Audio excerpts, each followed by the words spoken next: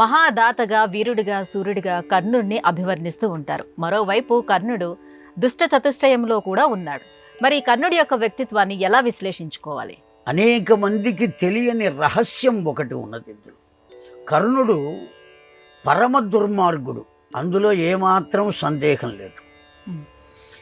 రాక్షస అంశతో అవతరించినవాడు. రాక్షసులు అంటే ఏదో బాణ కడుపు, కోరలు, చింపిరి జుట్టు ఇలా ఉంటుంది అనుకోవడానికి వీర్లేదు. మనకన్నా హ్యాండ్సమ్గా ఉంటారు, కానీ వాళ్ళ గుణములు మాత్రమే రాక్షస గుణాలు కలిగి ఉంటాయి. కర్ణుడు కూడా అటువంటి వాడే. రెండు విషయాలు మాత్రమే మనం చెప్పుకుందాం. మొట్టమొదటిది, ఒకానొక కులకాంతను నిండు సభలోనికి ఈడ్చుకుని వచ్చి, ఈమెను కులకాంత అంటానికి వీర్లేదు, వారకాంత అని పిలవవలే, ఆమెను ఏమి చేసినా ఇబ్బంది లేదు, దోషము రాదు అని దుర్యోధనునకు సలహా ఇచ్చిన మొదటివాడు కర్ణుడే. ఒక స్త్రీని ఆ విధంగా నిండు సభలో అవమానించడం అనేటువంటిది ఎంత దుర్మార్గం అంటే చెప్పరానంత దుర్మార్గం. స్త్రీ అంటే కేవలం అమ్మవారుగా చెప్పబడింది.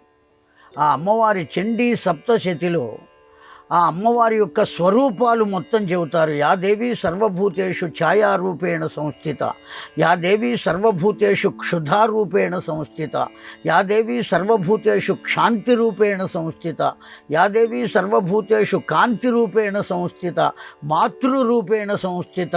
ఇలా అనేక రకాలుగా అమ్మవారే ఒక స్త్రీ రూపంలో భూమండలానికి వచ్చింది అని ఆ చండీ సప్తశతి అనబడేటువంటి దివ్యమైన మంత్రం మనకు చెప్పబడి ఉన్నది. లలితోపాఖ్యానం నుంచి వచ్చింది చండీ సప్తశతి. కనుక అంత దివ్యంగా ఒక స్త్రీని గౌరవించవలసినటువంటి ఈ భూమి మీద ఓ దుర్మార్గుడు కాకపోతే ఆమెను ఏం చేసినా ఇబ్బంది లేదు అని దుర్యోధనులకు సలహా చెప్పటం కన్నా దుర్మార్గం ఇంకేదైనా ఉన్నదా లోకంలో? అతడు మంచివాడు, నేను దాన ధర్మాలు చేస్తాను కనుక నా ఇష్టం వచ్చినట్టుగా నేను చేస్తాను, నన్ను కీర్తించాలి అంటంలో న్యాయం లేదు. నువ్వు దాన ధర్మాలు చేసినంత మాత్రం చేత ఎలా పడితే అలా ప్రవర్తించేటువంటి అవకాశం లేదు. ఇది మొదటి విషయం. ఇక రెండవ విషయం, ఈ కర్ణుడు ఎవరు అంటే సహస్ర కవచుడు అనే పేరు కలిగినటువంటి రాక్షసుడు. బ్రహ్మదేవుని వరం కోరుకున్నాడు, అనంతమైనటువంటి కవచములు కావాలి, ఈ కవచమును ఎవరూ ఛేదించలేని వారై ఉండాలి. కేవలం ఎవరు ఛేదించగలరు అంటే నారాయణుడు ఛేదించాలి, లేదా 10,000 సంవత్సరములు తపస్సు చేసినటువంటి నరుడు ఛేదించాలి ఆ కవచములను. మిగిలిన ఎవ్వరూ ఛేదించలేరు. అటువంటి స్థితిని నాకు కల్పించమన్నాడు. బ్రహ్మదేవుడు వరం ఇచ్చేశాడు. అనంతమైనటువంటి కవచములు వచ్చినాయి. ఈ కవచాలను ఒక్కొక్కటి ఛేదించుకుంటూ వచ్చాడు నారాయణుడు. ఇంకా ఒక్క కవచం మిగిలింది. ఆ కవచాన్ని కూడా ఛేదిస్తాడు కదా నారాయణుడే. ఆ భయం చేత ఈ సహస్ర కవచుడు ఏం చేశాడంటే సూర్య భగవానుని ఆశ్రయించాడు. ఏ విషయం చెప్పకుండా ఆశ్రయిస్తే శరణు అనేటప్పటికీ నేను రక్షిస్తా అన్నాడు సూర్య భగవానుడు. తన దగ్గర ఉంచాడు ఇప్పుడు ఆ సహస్ర కవచుణ్ణి. దేవతలంతా వచ్చి ప్రార్థించారు సూర్య భగవానుణ్ణి. నేను అభయం ఇచ్చాను, నన్ను సంహరించిన తర్వాత అతన్ని సంహరించండి అన్నాడు సూర్య భగవానుడు. ఏం చేయాలి ఇప్పుడు? అటువంటి స్థితిలో ఓ దివ్యమైనటువంటి తత్వము ఈ దేవతల వద్దకు, ఋషుల వద్దకు వచ్చి ఒక ఉపాయాన్ని చెప్పింది. ఏమిటా ఉపాయం? ఇప్పుడు ఆ సహస్ర కవచుణ్ణి ఛేదించడానికి ఉన్నవాడు ఒకే ఒక్కడు. నరనారాయణులు తపస్సు చేస్తుంటే అందులో నరుడు అనబడేవాడు 10,000 సంవత్సరాల తపస్సు పూర్తి చేసుకున్నాడు. కనుక 10,000 సంవత్సరాల తపస్సు పూర్తి చేసుకున్న నరుడు అతన్ని ఆ కవచాన్ని కనుక ఛేదిస్తే అతడు సంహరింపబడతాడు.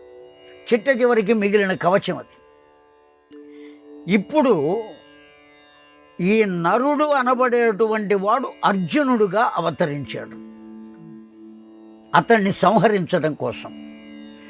మరి సహస్ర కవచుణ్ణి రక్షించాడు కదా అతడు ఏమయ్యాడు అంటే, కుంతీదేవి ఎప్పుడైతే దూర్వాసుని యొక్క మంత్ర ప్రభావం చేత సూర్య భగవానుని ఆహ్వానించి నాకు సంతానమును ప్రసాదించమని అడిగిందో, తన వద్ద రక్షింపబడుతున్న ఆ కవచుణ్ణి, రాక్షసుణ్ణి ఆమె గర్భంలో ప్రవేశపెట్టాడు సూర్యభగవానుడు. కనుకనే అతడు పుడుతూనే సహజ కవచ కుండలములతో పుట్టాడు. కనుక వాడు ఆ రాక్షసుడు, సహస్ర కవచుడు అనబడేటువంటి రాక్షసుడు దుర్మార్గుడు గనుక, లోక కంటకుడు గనుక అవే లక్షణాలు కలిగిన వాడుగా అవతరించాడు. విలువిద్యలో గొప్పవాడై ఉండవచ్చు, దాన ధర్మములలో గొప్పవాడై ఉండవచ్చు, కానీ మానసికంగా అతడు దుర్మార్గుడు, అందులో ఏమాత్రం సందేహం లేదు.